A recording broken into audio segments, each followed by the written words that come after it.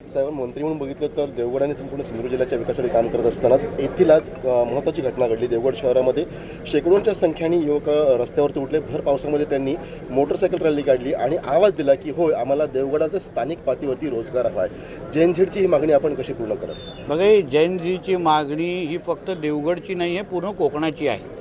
आज ज्या शहरांमध्ये आपल्या आईवडिलांना आणि नातेवाईकांना सोडून जी मुलं जिथे जिथे राहत आहेत त्यांच्या सगळ्यांचा आवाज म्हणून आज ती सकाळी JNZ रॅली निघालेली आहे. प्रत्येकाला आपल्या घराकडे, आईवडिलांकडे, गावामध्ये राहूनच अगर रोजगार हवा असेल तर ते देण्याची तयारी आमच्या सगळ्या जणांची आहे.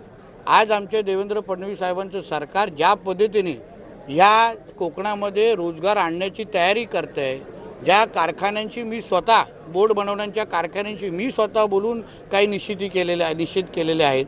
म्हणून देवगडच्या ज्या तरुणांची जी मागणी आहे की येणाऱ्या कालावधीमध्ये जे माझे इंटरव्ह्यू पाहत असतील, जे मुंबई, पुणे, नाशिक कुठेही बसले असतील, त्यांनी त्यांचे बॅग भरून ठेवलं पाहिजे. आपल्या आईवडिलांना सांगितलं पाहिजे आता लवकरच मी माझ्या देवगडमध्ये येतो आहे आणि ज्या पगाराची नोकरी मी ह्या मुंबईमध्ये करतो आहे, गोव्यामध्ये करतो आहे, त्याच पगारा किंबहुना त्याच्यापेक्षा जास्त पगाराची नोकरी येणाऱ्या काळात मी माझ्या देवगडमध्ये करीन, हा विश्वास त्यांना मी ह्या निमित्ताने देतो.